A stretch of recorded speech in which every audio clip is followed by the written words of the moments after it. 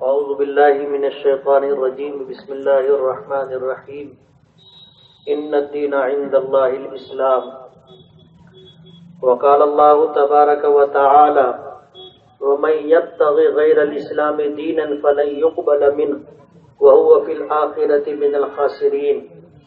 وقال الله تبارك وتعالى: يا أيها الذين آمنوا ادخلوا في السلم كافة ولا تتبعوا خطوات الشيطان إنه لكم عدو مبين. وقال النبي صلى الله عليه وسلم: إن الدين يسر ولن يشاد الدين أحد إلا غلبه فسددوا وقاربوا. صدق الله العظيم وصدق رسوله النبي الكريم.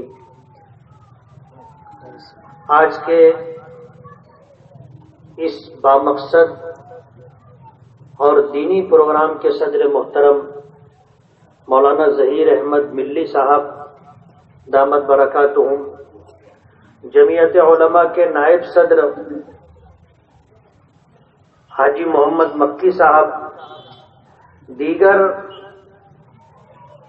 اراکین جمعیت، علماء کرام، بزرگوں، دوستوں، ماؤں اور بہنوں،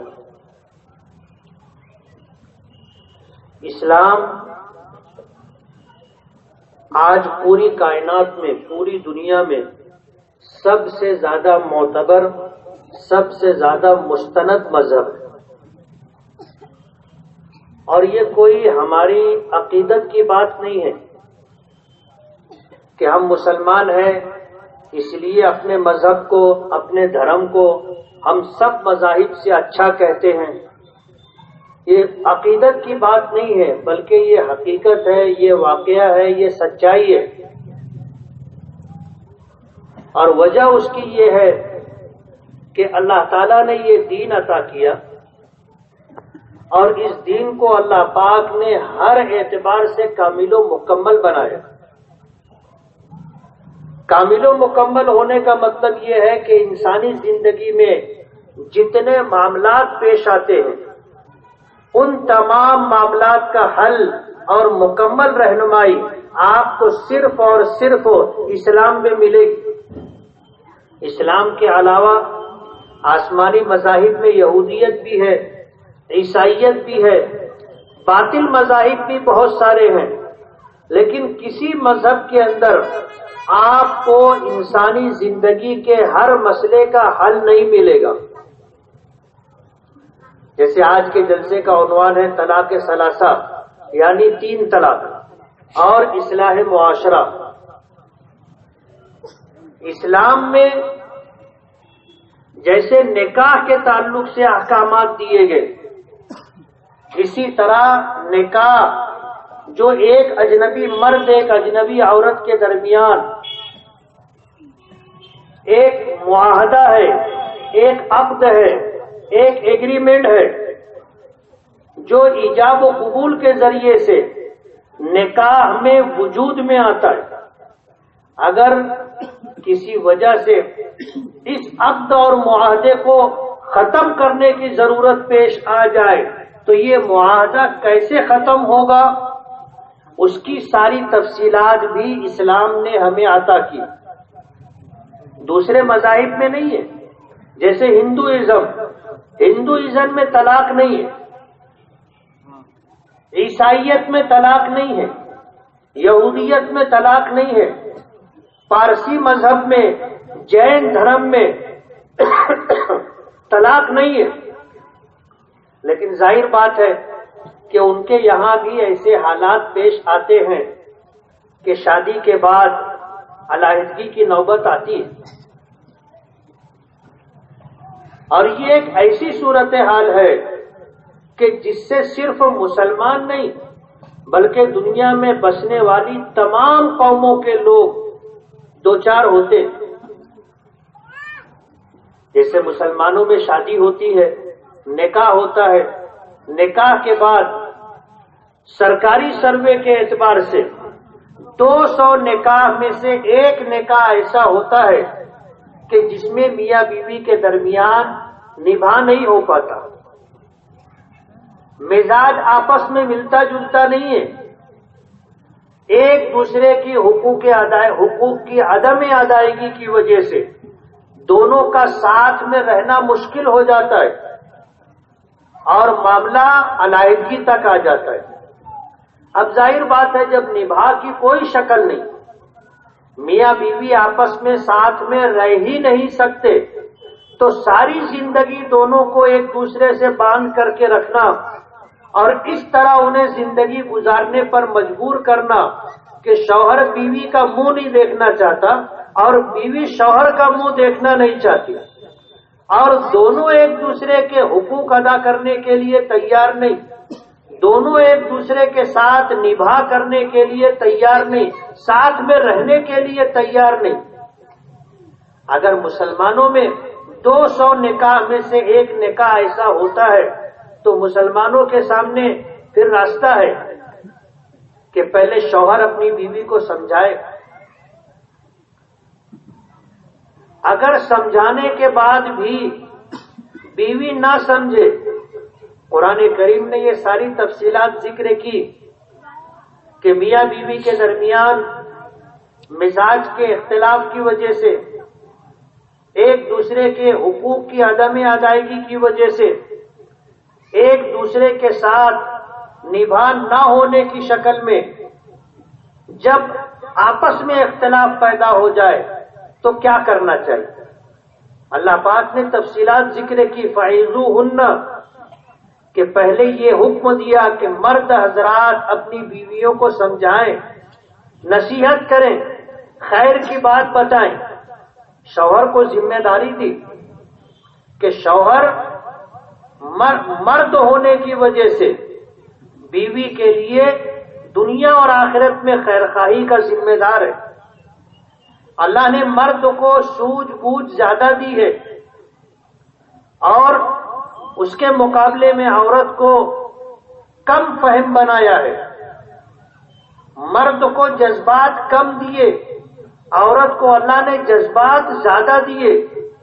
یہی وجہ ہے کہ شریعت نے اختلاف کے موقع پر علیحدگی کی نوبت آئے تو علیحدگی کا اختیار مرد کو دیا ہے، عورت کو نہیں دیا۔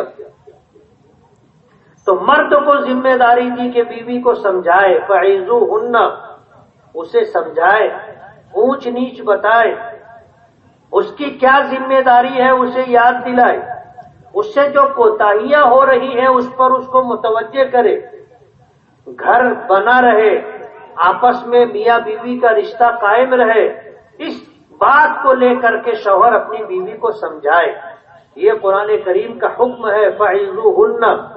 اور اگر سمجھانے کے بعد بھی بیوی نہ سمجھے، ماننے کے لیے تیار نہ ہو، تو فرمایا وَاهْجُرُوهُنَّ فِي الْمَضَاجِعِ، کہ میاں بیوی ہم بستر نہ ہو، شوہر اپنا بستر علیحدہ کر لے، اپنا سونے کا ٹھکانہ الگ کر لے، بیوی کے ساتھ نہ سوئے۔ ظاہر بات ہے یہ بہت بیوی کے لیے بہت شاق گزرتی ہے یہ بات کہ اب میرے شوہر کو مجھ میں رغبت نہیں رہی اور ناراضگی کی وجہ سے اس نے اپنا بستر علیحدہ کر لیا۔ یہ اشارہ ہوتا ہے اس بات کا کہ آج بستر علیحدہ ہوا ہے، کل زندگی کے راستے بھی علیحدہ ہو سکتے۔ اگر خوابگاہ میں بستر علیحدہ کر لینے کے بعد بھی بیوی نہ سمجھے، شوہر کی اطاعت کرنے کے لیے، اپنی کوتاہی ختم کرنے کے لیے آمادہ و تیار نہ ہو، قرآن کریم نے حکم دیا وَاضْرِبُوهُنَّ، پھر شوہر کو چاہیے کہ بیوی کے ساتھ سختی کرے۔ یہ تیسرا مرحلہ ہے۔ اگر سختی کرنے کے بعد بھی وہ نہ مانے، پھر قرآن کریم کا حکم ہے کہ حکما من اہلہ و حکما من اہلہا، پنچ حضرات کو یاد کیا جائے، لڑکی والوں کی طرف سے اور لڑکے والوں کی طرف سے ایسے دو چار پنچ لوگ جمع ہو جائیں۔ اللہ پاک فرماتے ہیں یریدا اصلاحا یوفق اللہ بینہما، اگر یہ دونوں طرف کے پنچ اگر میاں بیوی کے حق میں خیرخواہ ہوں گے اور یہ جذبہ اور نیت ہوگی کہ ان کی اصلاح ہو جائے، ان کا رشتہ باقی رہے، ان میں نبھا کی شکلیں پیدا ہو جائے، اللہ پاک ضمانت دیتے، گارنٹی اس بات کی، یوفق اللہ بینہما، اللہ تعالیٰ ان دونوں میاں بیوی کے درمیان موافقت پیدا کر دیں گے۔ اور موافقت کا یہ جملہ بہت وسیع مفہوم اپنے اندر رکھتا ہے۔ اللہ تعالیٰ دلوں کو ملا دیں گے، مزاج میں ہم آہنگی ہو جائے گی، ایک دوسرے کے حقوق ادا کرنے کے لیے طبیعت آمادہ اور تیار ہو جائے گی۔ جو کوتاہی بیوی کی طرف سے یا کوتاہی شوہر کی طرف سے ہو، دونوں اس بات کا احساس کریں گے کہ یہ غلطی ہماری ہے، یہ کوتاہی ہماری ہے۔ اللہ تعالیٰ میاں بیوی کے درمیان موافقت پیدا فرما دے، یہ اللہ کا وعدہ ہے، مگر اس کے لیے ایک شرط ہے کہ دونوں طرف کے پنچ اصلاح کی نیت سے بیٹھے اور پنچ کی حیثیت سے بیٹھے، وکیل بن کر کے نہ بیٹھے، فریق بن کر کے نہ بیٹھے کہ لڑکی والوں نے ہم کو بلا لیا ہے تو اب ہر بات ہم لڑکی ہی کی طرف سے بولیں گے، یہ تو وکالت ہو گئی۔ حق اور ناحق کچھ دیکھنے کے لیے تیار نہیں، بسا اوقات پنچوں کی زبان سے نکل بھی جاتا ہے کہ ہم لوگ تو ہمیشہ لڑکی کی طرف سے بولتے۔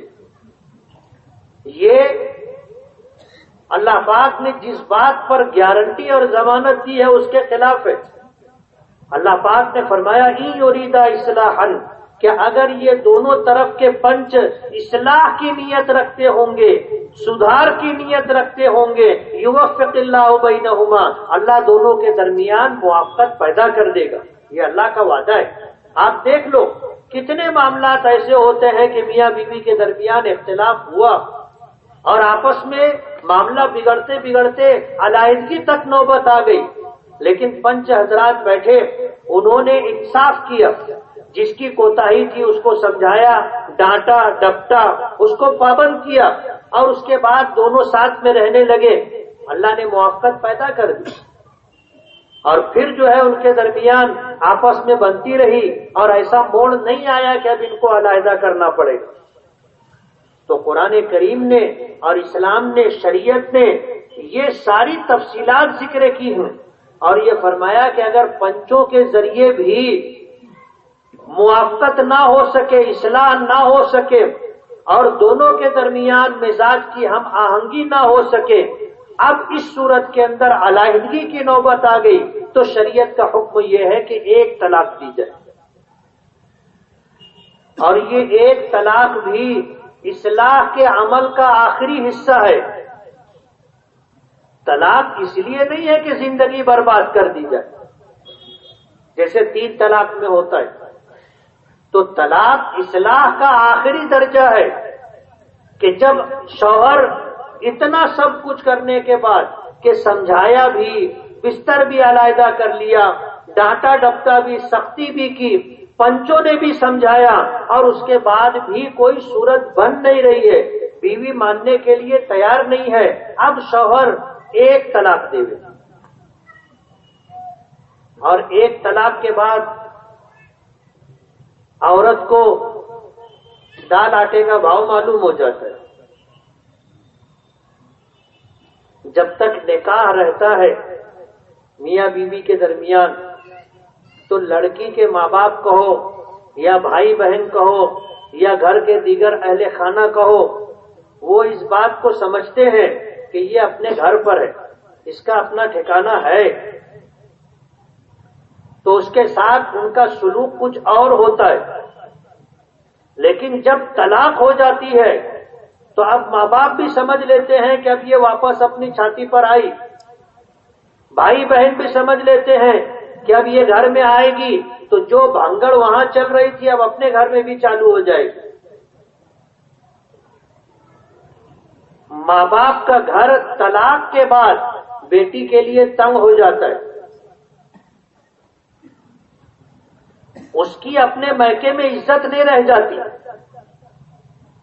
اسی لیے شریعت میں آتا ہے، نبی کریم صلی اللہ علیہ وسلم نے فرمایا کہ اگر کسی کی بہن بیٹی طلاق کے بعد گھر واپس آ جائے میکے، تو اس کے اوپر باپ جو خرچ کرے گا یا بھائی جو خرچ کرے گا تو باپ اور بھائی کو اللہ پاک صدقے کا ثواب دیں گے۔ اور یہ اس لیے ذکر کیا گیا کہ اللہ پاک بھی اس بات کو جانتے ہیں کہ اب جب یہ طلاق کے بعد اپنے گھر واپس آئی ہے تو باپ کے لیے بھی بوجھ ہے، بھائی کے لیے بھی بوجھ ہے۔ اب بھائی بھی اور باپ بھی خرچ کرنے کے لیے سوچے گا، تردد میں تحمل میں رہے گا۔ اور آپ دیکھو، جب طلاق ہو کر کے بہن بیٹی گھر آتی ہے اور یہاں آنے کے بعد کوئی معاملہ ہو جاتا تو اس صورت کے اندر آپ دیکھو گے گھر میں ایسی عورت کو، لڑکی کو تانے ملتے ہیں۔ جب میکے میں اس طرح طلاق کے بعد آتی ہے اور یہاں اگر کوئی مسئلہ پیدا ہوتا ہے تو پھر اس کو کہتے ہیں کہ تجھ کو رہنے کا ڈھنگ نہیں ہے۔ تجھ کو اگر رہنے کا ڈھنگ ہوتا تو اپنے شوہر کے ساتھ اپنا گھر بسا کے رکھتی، وہاں تھی وہاں بھی تو لڑائی جھگڑا کیا کرتی تھی، اب ہمارے یہاں آئی ہے یہاں بھی لڑائی جھگڑا کر رہی ہے۔ اس کو تانے ملتے۔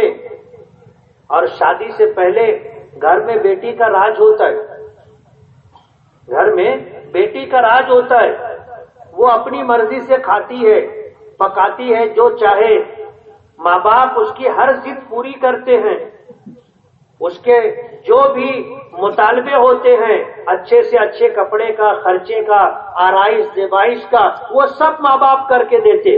اور ماں باپ کا کہنا یہ ہوتا ہے کہ ابھی تو اس کے کھیلنے کھانے کے دن ہے، وہ صبح جب تک سوتی رہے اس کو کوئی کچھ بولتا نہیں ہے۔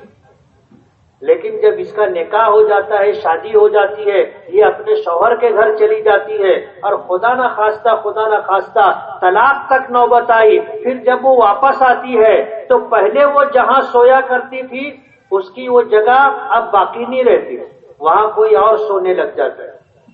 پہلے یہ اپنی مرضی سے جب چاہے پکا لے وے کھا لے وے، اب اپنی مرضی سے پکا بھی نہیں سکتی اور گھر والوں کی اجازت کے بغیر کھا بھی نہیں سکتی۔ طلاق کے بعد اس کو بھی دال آٹے کا بھاؤ معلوم ہو جاتا ہے۔ پہلی رات جو طلاق کے بعد وہ میکے میں آ کے گزارتی ہے وہ سوچتی رہتی ہے کہ میں کہاں سوؤں، اس کا یہاں کوئی ٹھکانہ نہیں رہتا۔ میکے میں آنے کے بعد وہ سوچنے لگتی ہے کہ میں بستر کہاں لگاؤں اور بستر بھی کس کا لوں، کون مجھے بستر دے گا۔ پہلی رات اس کے لیے قیامت سے کم نہیں رہتی اور وہ سوچنے پہ مجبور ہو جاتی ہے کہ میں اپنے شوہر کے ساتھ ہی اچھی تھی، یہ ذلت کی زندگی تو نہیں تھی۔ ایک رات، پہلی رات میں اس کو سب کچھ سمجھ میں آ جاتا ہے اور پوری رات نیند اس کی آنکھوں سے دور رہتی ہے اور وہ تجزیہ کرتی رہتی ہے کہ اتنی ذلت کی زندگی آج میں یہاں گزار رہی ہوں، میرے شوہر نے مجھ کو کتنی عزت دی تھی، میرا ٹھکانہ تھا، شوہر میری ناز برداری کرتا تھا، اچھے سے اچھا کھلانا، اچھے سے اچھا پہنانا اور اس کے ساتھ تمام ضروریات اور تقاضے پورے کرنا شوہر اپنی ذمہ داری سمجھتا تھا۔ آج شوہر نہیں ہے تو میری کوئی عزت نہیں۔ وہ سوچنے پہ مجبور ہو جاتی کہ میں اپنے شوہر کے گھر ہی اچھی تھی، شوہر سمجھا رہا تھا مان جاتی تو کتنا اچھا تھا، بستر علیحدہ کیا تھا میں ہی اس کو منا لیتی تو کتنا اچھا تھا، سختی بھی کیا، پنچوں نے بھی سمجھایا، میں نہیں مانی، آج ذلت کی زندگی ہے۔ اور وہ سوچنے پہ مجبور ہو جاتی ہے اور اس کا یہ فیصلہ ہوتا ہے کہ اب مجھے اپنے شوہر کے ساتھ رہنا ہے۔ یہی حال شوہر کا بھی ہوتا ہے۔ میں نے ایسے شوہروں کو دیکھا ہے کہ جنہوں نے طلاق تو دے دی لیکن طلاق دینے کے بعد پہلی جو رات تھی وہ دیواروں پر اپنا سر مار رہے کہ کیا کر ڈالا ہم لوگوں نے۔ مالیگاؤں میں ایسی بہت ساری مثالیں ملے گی کہ جنہوں نے بیوی کو طلاق دے دی تو ایسا پچھتاوا ہوا کہ انہوں نے پھر دوبارہ نکاح نہیں کیا، بے نکاحی زندگی گزار رہے، تو میاں بیوی دونوں کو سوچنے کا موقع ملتا ہے۔ تو طلاق اصلاح کا آخری عمل ہے، سمجھانے بجھانے کا آخری عمل ہے، اور یہ دونوں کے لیے ہوتا ہے کہ ایک طلاق دیا ہے، ایک رات میں ہی دونوں کو سمجھ میں آ جاتا۔ اب دونوں طرف سے یہ ہوتا ہے کہ بات بنے کیسے بنے۔ شوہر بھی انتظار کرتا رہتا ہے کوئی مجھ کو سمجھانے آ جائے، بیوی بھی انتظار کرتے رہتی ہے کہ کوئی مجھ کو سمجھانے آ جائے، اور جہاں کوئی سمجھانے گیا دونوں مان جاتے اور بات بن جاتی۔ مالیگاؤں میں ایسی مثالیں بھی ہیں، میاں بیوی کے درمیان ناراضگی تھی، بیوی اپنے میکے میں بیٹھی تھی اور سمجھانے کے لیے شروع میں لوگ گئے، شوہر بھی ماننے کے لیے تیار نہیں، بیوی بھی ماننے کے لیے تیار نہیں۔ اب سمجھانے والوں کا سلسلہ ختم ہو گیا، اب حالات نے دونوں کو خود ہی سمجھا دیا نا۔ اب دونوں انتظار کر رہے کہ یار کوئی سمجھانے آئے، کوئی بولنے آئے، تب کوئی سمجھانے ہی نہیں آ رہا، انتظار کر رہے 10 12 سال 13 سال گزر گئے۔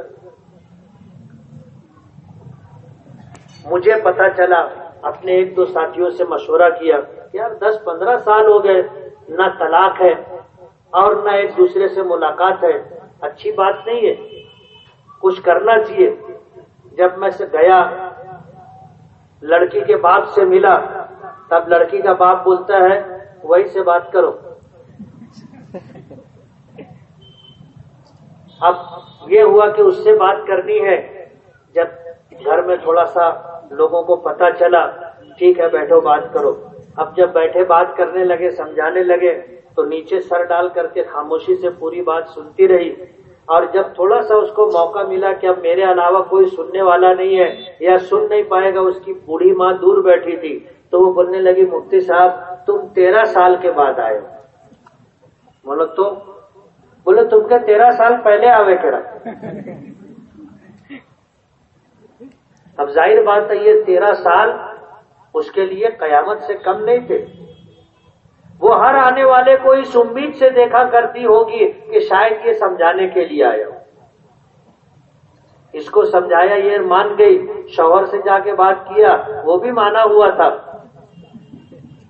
بولے مفتی صاحب تم جا کے لے کے آ جاؤ۔ مگر ایسے نہیں ہوگا، تیرے گھر سے ایک ذمہ دار سے میں ساتھ میں لے کے جاتا ہوں، وہاں بات چیت کر کے ساتھ میں لگا دیں گے۔ تو دونوں کو پچھتاوا ہوتا ہے، اس لیے شریعت کا حکم ہے کہ ایک طلاق دینی چاہیے۔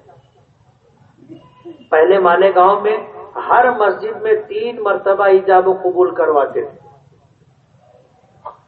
ایک مرتبہ میں نے شروع کیا، ایک مرتبہ ایجاب و قبول بس ہو گیا نکاح۔ تو جب شروع اس طرح کیا تو لوگوں کو اعتراض ہوتا تھا، جو سردار لوگ ہوتے تھے، اغوا لوگ ہوتے تھے، نکاح میں وکیل اور گواہ ہوتے تھے، وہ کہتے تھے بولے ایک ہی مرتبہ ایجاب و قبول کروائے۔ میں نے مرد کی زبان ایک ہوتی ہے، ایک مرتبہ بولے ہو گیا نا، مرد کی زبان ہے۔ اب اس میں گھڑی گھڑی پوچھنے کا، اول ذکر یہ ہے اور دوم ذکر یہ ہے اور سوم ذکر یہ ہے، اس کی وجہ سے لوگوں میں یہ غلط فہمی آ گئی کہ جب تک 3 مرتبہ ایجاب و قبول نہیں ہوتا تو نکاح نہیں ہوتا، نکاح کے لیے 3 مرتبہ ایجاب و قبول ضروری ہے، ایسا لوگوں نے سمجھ لیا۔ اور جب خدا نخواستہ طلاق دینے کی نوبت آئی تو جس نے 3 مرتبہ قبول قبول قبول کہا تھا وہ 3 مرتبہ طلاق بھی دے دیتا ہے۔ وہ ایسا سمجھتا ہے کہ 3 مرتبہ قبول کرے تو نکاح ہوا تھا، اب 3 مرتبہ طلاق دیں گے تو طلاق ہو۔ اب اس کو یہ نہیں معلوم تھا کہ 3 مرتبہ دینے میں تو ڈبہ ہی گول ہو جاتا نا، دفتر پارٹی کی چھٹی۔ اب 3 طلاق دے کر کے کوئی آیا، اپنے اس کو بولو گے جب طلاق دینا تھا تو طلاق دینے سے پہلے آنا تھا، پوچھنے کے لیے، مسئلہ معلوم کرنے کے لیے۔ اب 3 طلاق دینے کے بعد آیا ہے، اب تو مسئلہ معلوم کرنا چاہتا ہے، تب تو سارے راستے تو ختم کر کے آئے، اب کوئی راستہ باقی نہیں ہے۔ بعض لوگ دھیرے سے پوچھتے، بولے 100 فقیر کھلا دیے تو اپنے کو بولنا پڑتا 100 کیا 1 لاکھ فقیر بھی کھلا دے گا تو حلال نہیں ہوگی۔ اب 100 فقیر کھلانے سے کام چلے گا نہیں. اب تو شریعت نے ایک حکم دے دیا ہے کہ 1 طلاق کے بعد رجوع تھا، 2 طلاق کے بعد رجوع تھا، 1 طلاق بائن کے بعد پھر سے نکاح تھا، 2 طلاق بائن کے بعد پھر سے نکاح تھا. لیکن اگر 3 طلاق دے دی گئی تو اب یہ عورت تیرے لیے حلال نہیں رہی. اب حلال کب ہوگی؟ تو اللہ پاک کا حکم یہ ہے کہ یہ کسی اور شخص سے نکاح کرے. نکاح کرنے کے بعد اس کے ساتھ رہے، میاں بیوی کے تعلقات قائم ہوں. وہ شوہر کسی وجہ سے اس کو خود سے طلاق دے دے یا شوہر کا انتقال ہو جائے تو اب یہ عورت عدت گزارے. عدت گزار لینے کے بعد اب اگر پہلا شوہر اس سے نکاح کرنا چاہے تو کر سکتا ہے، جس کو ہم لوگ حلالہ کہتے ہیں. اور یہ 3 طلاق کے ساتھ لازم و ملزوم ہے. 3 طلاق دینے کے بعد بغیر حلالے کے عورت حلال نہیں ہوگی. اور ہمارے سماج اور معاشرے میں جو حلالے کا طریقہ رائج ہے، اس سے زیادہ بے حیائی کی بات کوئی دوسری نہیں. انتہائی بے غیرتی کی بات. یہ الگ بات ہے کہ جب اس طرح شوہر نے طلاق دی، 3 طلاق کے بعد عورت نے عدت گزار لی، عدت گزارنے کے بعد وہ کسی مرد سے نکاح کرے. نکاح کرنے کے بعد وہ شوہر 1 دن 2 دن سال 2 سال کے بعد طلاق دے دے تو الگ بات ہے. وہ طلاق دیا، اب پھر یہ عدت گزارے گی اور پہلے شوہر سے نکاح کر سکتی ہے. اور اگر پہلے سے دل میں یہ بات رہی کہ بس 1 رات گزارنا ہے، بعض لوگ تو کہہ دیتے ہیں کہ نکاح ہو گیا، ساتھ میں رہنا، کچھ کرنا مت، ہاتھ لگانا مت، اس سے حلالہ نہیں ہوتا. شریعت کا حکم ہے کہ جب یہ کسی اور مرد سے نکاح کرے تو میاں بیوی کے تعلقات قائم ہونا ضروری ہے. اور میاں بیوی کے تعلقات کے بعد وہ شوہر خود سے طلاق دے دے یا اس کا انتقال ہو جائے تو اب یہ عورت اس کے نکاح سے باہر ہو گئی، عدت گزارے گی، پھر پہلے شوہر سے نکاح ہو سکتا ہے. ہمارے یہاں تو سارا ریڈی میڈ کرتے نا. اور شوہر کے گھر والے سارا پروگرام بناتے. حدیث پاک میں ایسے عمل پر اللہ اس کے رسول کی لعنت ہے. حدیث پاک میں آتا ہے لعن اللہ المحلل والمحلل له، کہ اللہ تعالیٰ ایسے مرد پر جو حلالہ کر رہا ہے اور ان لوگوں پر جو حلالہ کروا رہے ہیں، سب پر اللہ کی لعنت. اور ہمارے یہاں 3 طلاق دینے کے بعد پھر یہی عمل ہوتا ہے، اللہ کی لعنت کا ارتکاب کیا جاتا ہے. اللہ کی لعنت کا ارتکاب کیا جاتا ہے، اپنے آپ کو اللہ کی رحمت سے محروم کر لیا جاتا ہے. جب یہی کرنا تھا تو 3 طلاق نہیں دینا تھا. 1 طلاق دیتے تو یہ بے غیرتی اور بے حیائی کا کام تو نہیں کرنا پڑتا.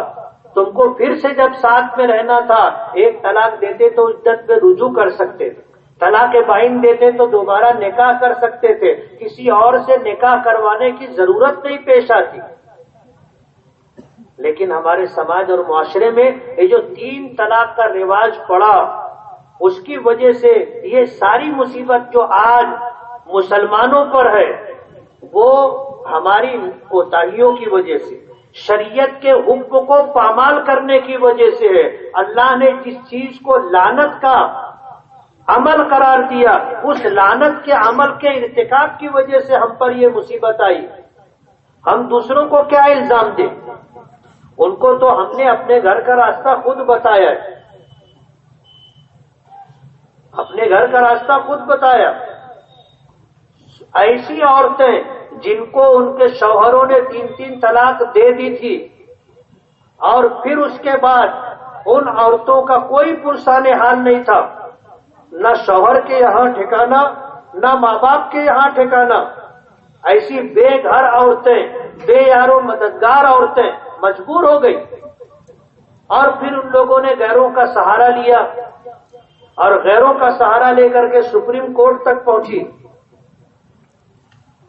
سپریم کورٹ تک پہنچی، اور پھر سپریم کورٹ کو اور اسی طرح موجودہ حکومت کو اسلام میں عمل دخل کا موقع ملا۔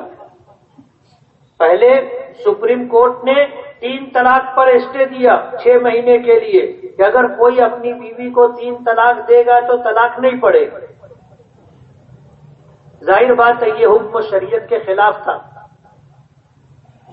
3 طلاق دیے تو طلاق تو پڑے گی، لیکن سپریم کورٹ نے اس پر اسٹے دے دیا کہ اگر شوہر نے 3 طلاق دی تو طلاق نہیں پڑے گی، ایک بھی نہیں پڑے گی،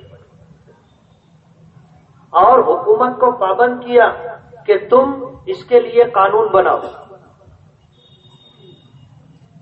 حکومت تو یہی انتظار میں بیٹھی تھی کہ ان کو موقع ملے تو وہ مداخلت کرے۔ جب سپریم کورٹ نے سرکار کو پابند کیا کہ تم قانون لاؤ، قانون بناؤ، تو سرکار نے قانون بنایا، اور اب اس قانون کے اعتبار سے پورے ہندوستان کا مسلمان اسلام کی دہائی دے رہا ہے، پورے ہندوستان کا مسلمان چلا پکار کر رہا ہے۔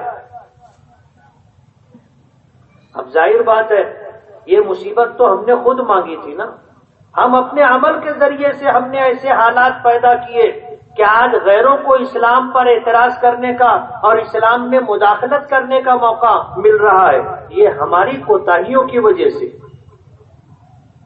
شریعت کا حکم یہ ہے کہ اختلاف کی صورت میں پہلے سمجھایا جائے، پھر بستر علیحدہ کیا جائے، پھر سختی کی جائے، پھر 5 لوگ بیٹھ کر کے سمجھائے۔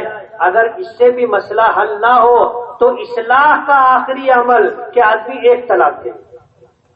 1 طلاق کے بعد شوہر کو بھی دال آٹے کا بھاؤ معلوم ہو جاتا، بیوی کو بھی دال آٹے کا بھاؤ معلوم ہو جاتا، دونوں سوچنے پر مجبور ہو جاتے کہ میں ہی اگر مان لیتا تو اچھا تھا، بیوی سوچتی ہے کہ میں اگر مان لیتی سمجھ لیتی تو اچھا تھا، یہ بے عزتی تو نہیں ہوتی۔ اور یہ نوبت نہیں آنی چاہیے، طلاق تک کی نوبت نہیں آنی چاہیے۔ ابھی مجھے کسی نے چٹھی دی اور ایسا پوچھا کہ شوہر نے حمل کے دوران 3 طلاق دے دی تو کیا ہوگا؟ طلاق واقع ہو جائے گی۔ دیکھو میاں بیوی کا اگر رشتہ ہے اور اس میں شوہر طلاق دے گا تو طلاق ہو جائے گی، چاہے بیوی سامنے ہو تو نہ ہو تو۔ جیسے اب شوہر کے سامنے ہے، شوہر طلاق دیے تو طلاق ہو جائے گی، شوہر کے سامنے نہیں ہے، وہ اپنے میکے میں ہے، شوہر یہاں سے طلاق دے گا طلاق ہو جائے گی۔ اسی طرح بیوی پاکی کی حالت میں ہو تو بھی طلاق ہو جائے گی، ناپاکی کی حالت میں ہو تو بھی طلاق ہو جائے گی۔ اسی طرح بیوی حمل سے ہو تو بھی طلاق ہو جائے گی، نہیں ہو تو بھی طلاق ہو جائے گی۔ یعنی شوہر نے اگر طلاق دیا تو طلاق ہو جائے گی ہر حالت میں۔ طلاق دینے کے بعد بعض لوگ آگے بولتے مفتی صاحب بہت غصے میں تھا، غصے میں دے دیا، تھوڑا تم سمجھو بتاؤ مسئلہ دیکھو، تو ان کو بولنا پڑتا کہ یہ طلاق غصے میں دی جاتی، کوئی ایسا تھوڑی طلاق دیتا کہ بیوی کو پیار بھی کر رہا ہو اور طلاق بھی دے دے۔ کبھی ایسا ہوا؟ کبھی نہیں ہوتا ایسا۔ یہ تو غصے میں آ کر ہی آدمی یہ قدم اٹھاتا ہے، اور ہمیشہ غصہ ندامت اور شرمندگی کا سبب بنتا ہے۔ تو اگر حمل کی حالت میں طلاق دیا ہے تو طلاق ہو جائے گا، رشتہ ہے میاں بیوی کا طلاق ہوگی، رشتہ نہیں ہے تو طلاق نہیں ہوگی۔ جیسے آدمی اگر اپنی بیوی کے علاوہ کسی اور عورت کو طلاق دے تو پڑے گی؟ بولو نا، نہیں پڑے گی، ان میں میاں بیوی کا رشتہ ہی نہیں ہے۔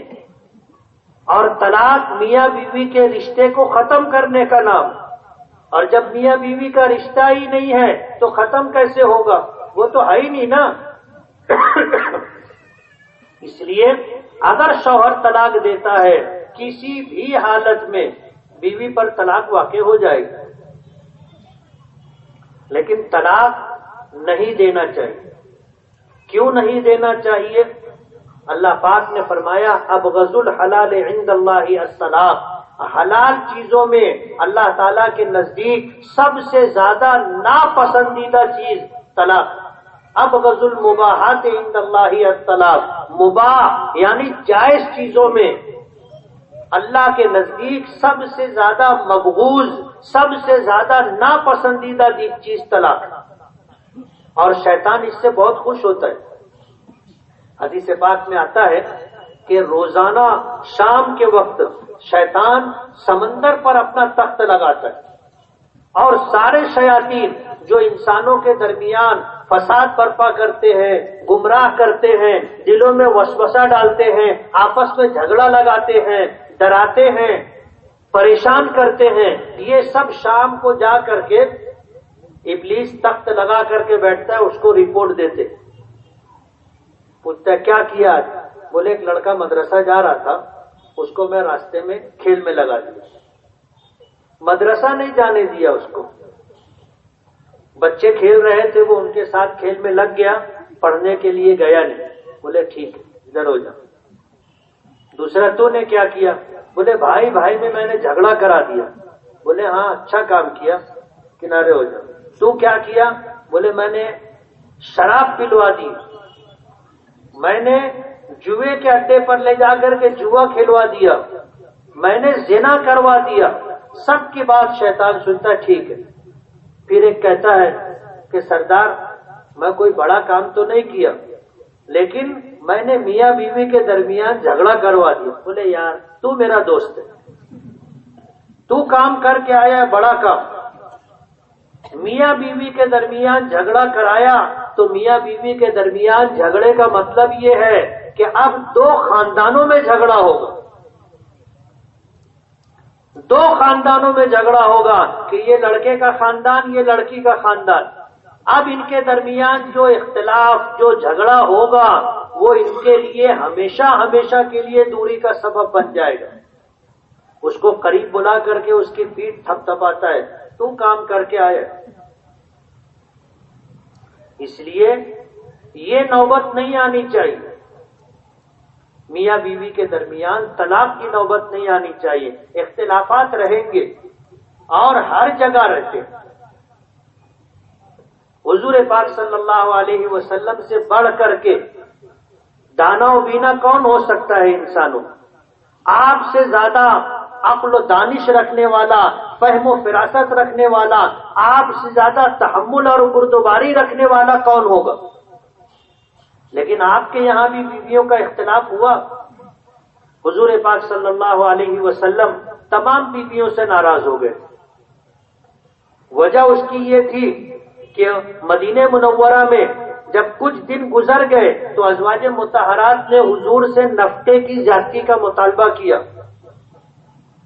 کہ اتنے میں ہمارا گزر بسر نہیں ہوتا، اب ہم کو خرچہ بڑھا کر کے دیا جائے. ظاہر بات ہے بیوی کس سے مانگے گی؟ وہ شوہر سے ہی مانگے گی. حضور پاک صلی اللہ علیہ وسلم کا معمول تھا، آپ کی عادت شریفہ تھی کہ سارے سال کا خرچہ ایک ساتھ دے دیتے تھے. پورے سال کا خرچہ گھر میں پورے سال کا اناج بھر دیتے تھے، کھجور دے دیتے تھے، تیل دے دیتے تھے، لگنے والی ساری چیزیں، پیسہ، سال بھر کا نفقہ ایک ساتھ دے دیتے تھے. اب ازواج مطہرات بسا اوقات صدقہ کر دیتی تھی تو ان کے گھر میں پھر کم پڑ جاتا تھا.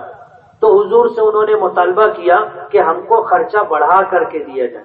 حضور نے سمجھایا کہ جو میں نے تم کو دیا ہے کم نہیں ہے. اب میں نے جو تم کو دے دیا تم اگر بانٹ دو گے تو اس کے ذمہ دار تم ہو، اور تم پھر مطالبہ کرو گے اور زیادتی کا مطالبہ کرو گے تو یہ بات برابر نہیں. حضور اور امہات المومنین کے درمیان اس مسئلے کو لے کر کے اختلاف ہو گیا. حضور ناراض ہو گئے اور ناراض ہو کر کے بخاری شریف میں آتا ہے حضور نے تمام بیویوں سے علیحدگی اختیار کر لی. آپ نے ایک بالا خانہ تھا، مچان جیسا تھا، حضور وہاں رہنے لگ گئے. بیویوں سے علیحدگی اختیار کر لی، کسی بیوی سے بات چیت نہیں، کسی کے پاس آنا جانا نہیں. پہلا دن تھا، مدینہ منورہ میں یہ افواہ پھیل گئی کہ حضور نے اپنی تمام بیویوں کو طلاق دے دی۔ یہ غلط بات لوگوں میں چرچے میں آ گئی۔ اب تمام صحابہ کرام مسجد نبوی میں آ کے بیٹھ کر فکر مند تھے اب کیا ہوگا۔ حدیث پاک میں آتا ہے کہ صحابہ کرام مسجد میں جمع ہوئے رو رہے ہیں، لیکن کسی میں ہمت نہیں تھی کہ حضور سے جا کر کے پوچھیں۔ ایک حضرت عمر تھے، ہمت کی اور گئے، جا کر دروازہ کھٹکھٹایا تو دروازہ کھلا نہیں، واپس آ گئے، تھوڑی دیر تک بیٹھے رہے، انتظار کرتے رہے، پھر گئے تھوڑی دیر کے بعد، پھر جا کے دروازہ کھٹکھٹایا، حضور نے دروازہ کھولا نہیں، پھر واپس آ گئے، پھر انتظار کرتے رہے، تھوڑی دیر کے بعد گئے، پھر جا کے دروازہ کھٹکھٹایا، حضرت بلال نے دروازہ کھولا، حضور اندر تشریف لے گئے، دیکھا کہ حضور کھجور کے پتوں کی چٹائی پر اسی طرح لیٹے ہوئے، آپ جب اٹھے تو آپ کی پیٹھ اور آپ کے ہاتھوں پر چٹائی کے پورے نشانات بنے ہوئے۔ حضرت عمر رونے لگے، کہنے لگے اللہ کے رسول، یہ قیصر و کسریٰ یہ لوگ گدوں پر سوتے ہیں، مخملوں پر آرام کرتے ہیں، اور آپ پوری دنیا انسانیت کے سردار، اور آپ چٹائی پر سو رہے ہیں کہ کچھ بچھا ہوا بھی نہیں ہے۔ تو حضور فرمانے لگے کہ عمر، تم کو ابھی تک یہ بات سمجھ میں نہیں آئی، ان کے لیے دنیا ہے، ہمارے لیے آخرت ہے۔ اس کے بعد حضرت عمر جب بات شروع ہو گئی تو حوصلہ ہو گیا، کہنے لگے اللہ کے رسول، ہم مکے میں تھے تو ہماری عورتوں کو ہمت نہیں ہوتی تھی ہم سے بات کرنے کی، لیکن جب ہم مدینہ آ گئے تو مدینے میں ہم نے دیکھا کہ انصار کی عورتیں انصار سے برابر سے بات کرتی ہیں، تو ہماری بیویوں کو بھی حوصلہ ہو گیا، اب وہ ہم سے بھی بات کرنے لگی۔ حضور خاموش رہے، کوئی جواب نہیں دیا، لیکن مسکرائے۔ اس کے بعد حضرت عمر نے پوچھا کہ اللہ کے رسول، کیا آپ نے تمام بیویوں کو طلاق دے دی ہے؟ تو حضور نے فرمایا کہ نہیں، میں نے طلاق نہیں دی۔ حضرت عمر نے کہا اللہ اکبر،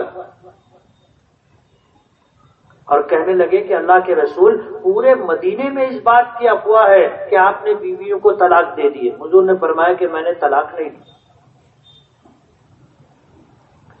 اب حضرت عمر کی بیٹی حفصہ حضور کے نکاح میں تھی، حضرت ابو بکر کی بیٹی عائشہ حضور کے نکاح میں تھی۔ اب یہ دونوں اپنی بیٹیوں کے پاس گئے اور جا کر کے کہہ دیا کہ اگر اللہ کے رسول تم سے ناراض ہیں تو پھر ہمارے گھر میں بھی تمہارے لیے جگہ نہیں، ہم حضور کی ناراضگی برداشت نہیں کر سکتے۔ تمام ازواج مطہرات پریشان تھی، اب کیا ہوگا۔ حضور پاک صلی اللہ علیہ وسلم نے 1 مہینے سے زیادہ کا عرصہ بیویوں سے ناراض ہو کر کے علیحدہ رہ کر کے گزارا۔ یہ واقعہ میں اس لیے سنا رہا ہوں کہ ہر انسان کی زندگی میں اختلافات رہتے ہیں میاں بیوی کے درمیان۔ جب حضور کا اپنی بیویوں کے ساتھ اختلاف ہو گیا تو پھر کیا مفتی، کیا قاضی، کیا عالم، کیا امام، اور کیا حافظ، کیا قاری، اور کیا عام انسان، ہر ایک کے ساتھ یہ واقعہ پیش آ سکتا ہے۔ لیکن اس کا یہ مطلب نہیں ہے کہ آدمی اٹھائے اور 3 طلاق دے دے۔ اختلافات ہر جگہ رہیں گے، اس اختلاف کا حل تلاش کیا جائے۔ اختلاف کا حل یہ نہیں ہے کہ بیوی کو طلاق دے دی جائے، یہ نوبت نہیں آنی چاہیے۔ اور اس معاملے میں دونوں ذمہ دار ہیں، شوہر بھی ذمہ دار ہے، بیوی بھی ذمہ دار ہے۔ دونوں کو پتا ہوتا ہے کہ اپنے حالات کیا ہیں۔ جب بیوی کو پتا ہے کہ شوہر کے مالی حالات ایسے ہیں تو اس کو شوہر کے مالی حالات کو دیکھ کر کے تقاضا رکھنا چاہیے۔ جیسے ازواج مطہرات نے نفقے کی زیادتی کا مطالبہ کیا، حضور ناراض ہو گئے، تو شوہر کی مالی حیثیت دیکھ کر کے بیوی کو تقاضا رکھنا چاہیے۔ یہ نہیں کہ ہر وقت ضد کرتے رہو، بیویاں ہر وقت ضد کرے کہ نہیں بس یہ کپڑا چاہیے اور ایسا زیور چاہیے اور گھر میں یہ چاہیے، گھر میں وہ چاہیے۔ اگر اللہ نے دیا ہے تو بہت اچھی بات ہے، اور اگر شوہر مزدور ہے، جیسے عام طور پر ہمارے یہاں کیا کچا ایریا بولو کیا پکا ایریا بولو، ہمارے یہاں لوم مزدور زیادہ ہے، 80% لوگ مزدوری کرتے، تو ظاہر بات ہے ہر گھر کے اندر یہ مسئلہ ہوتا ہے۔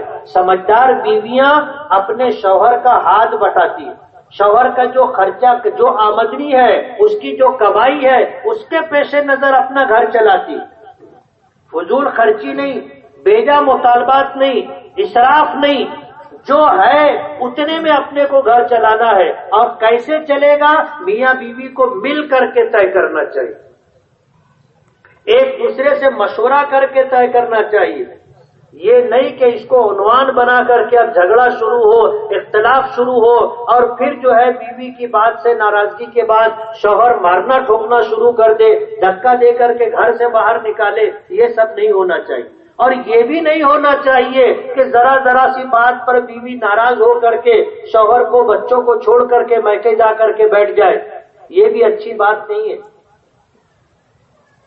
دونوں کو، شوہر بھی ذمہ دار ہے، بیوی بھی ذمہ دار ہے، اور دونوں کو مل جل کر کے زندگی کی گاڑی چلانا ہے۔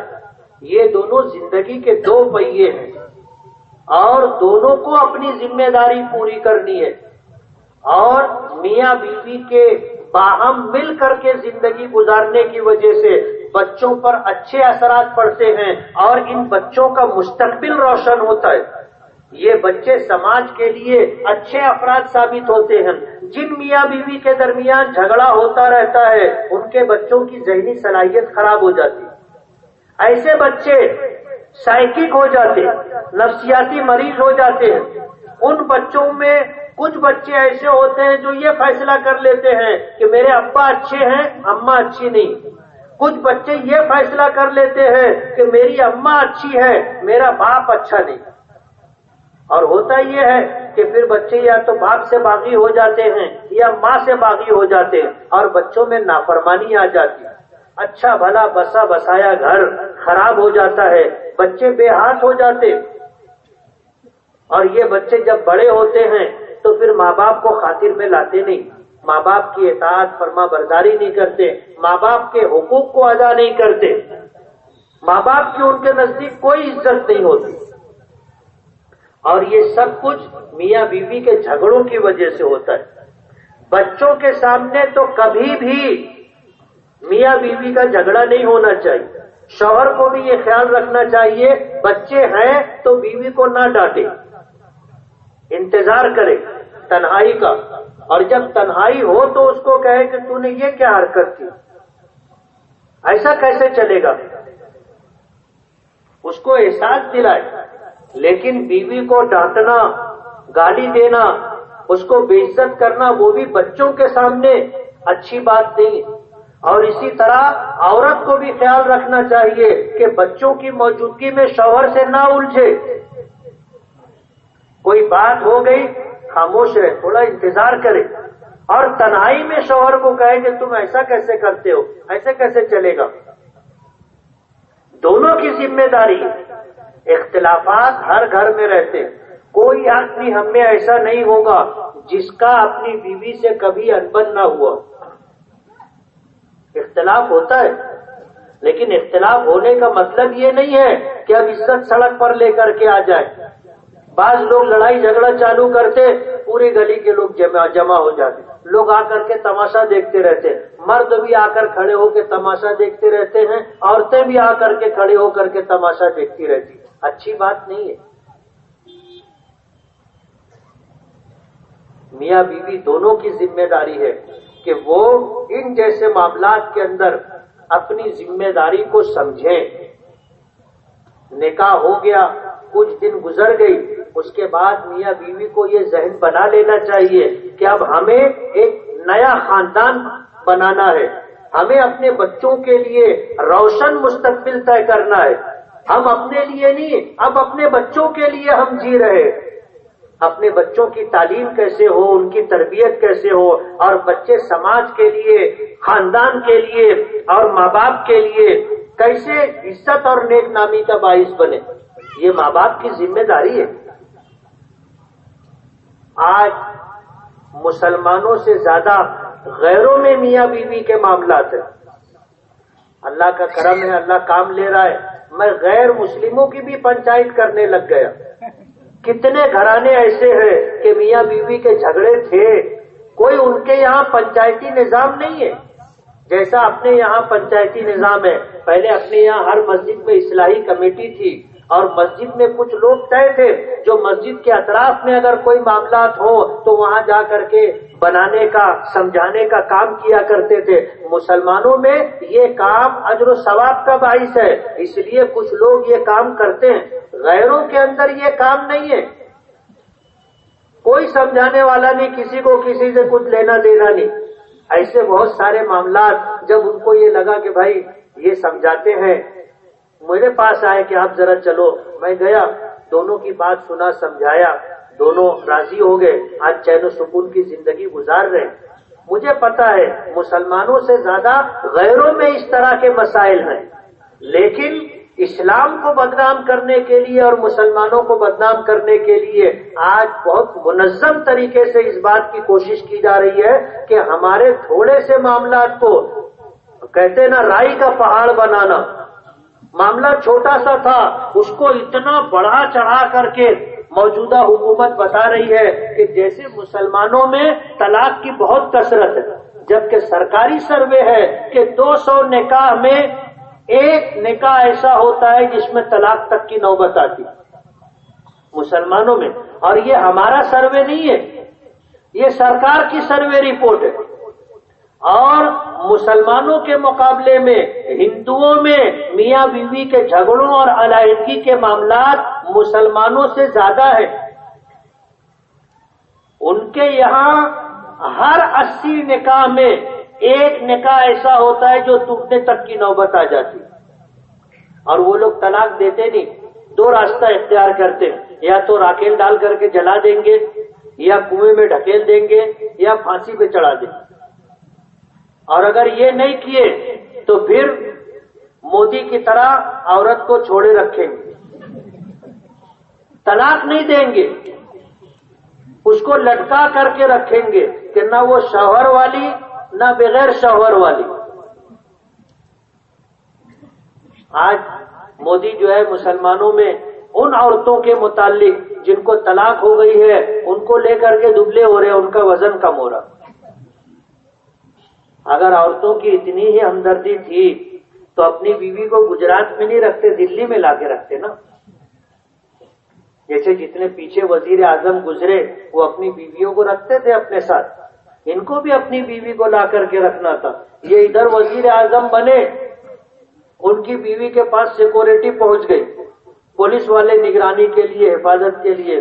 اس نے جھاڑو اٹھا کر کے سب کو وٹایا، کوئی ضرورت نہیں، بولے تمہاری چلو بھاگو. تو یہ مگر مچھ کے آنسو ہیں، ان کو کئی مسلمان عورتوں سے ہمدردی نہیں ہے. یہ تو ہمارا کتنا ستیہ ناش ہو اس بات کی کوشش کرنے والے ہیں، لیکن ہم ان کو بول کر کے کیا ہم کو ملے گا؟ سچی بات تو یہ ہے کہ ہم اپنے یہاں گھسنے کا راستہ بند کریں. اگر گھر میں چوری ہوئی تو ہم کیا کرتے؟ یہ دیکھتے کہ چور آیا کدھر سے تھا. معلوم پڑا کہ وہ ایسے ادھر سے چڑھا اور پھر ایسے ہو کر کے آیا، تو ہم لوگ یہ راستہ بند کر دے گا اب ادھر سے چڑھ کے نہ آ سکے. یہ کرنا ہے ہم لوگوں کو.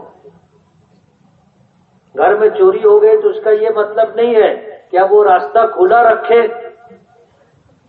اور روتے رہے، چلاتے رہے. یہ مسئلے کا حل نہیں ہے. مسئلے کا حل یہ ہے کہ وہ راستہ بند ہونا چاہیے.